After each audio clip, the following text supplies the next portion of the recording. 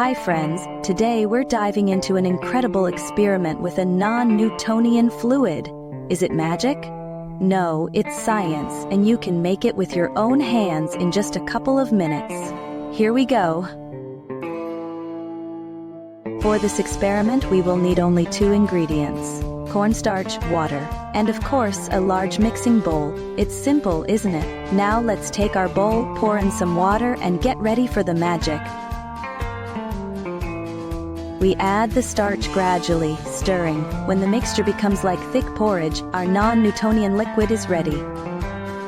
And now for the most interesting part. If you slowly immerse your hand, the liquid is soft and fluid. But if you hit it, it becomes as hard as a rock. Incredible, isn't it? Try squeezing it in your fist. It will become dense, but it will melt right away as soon as you let go.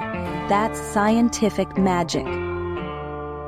This is how easy and simple it is to make a non-Newtonian fluid at home. It not only surprises you but also helps you understand how unusual some materials behave. Try it yourself and tell us how you did. If you liked it, put a like, subscribe to the channel, and wait for more interesting experiments. See you soon.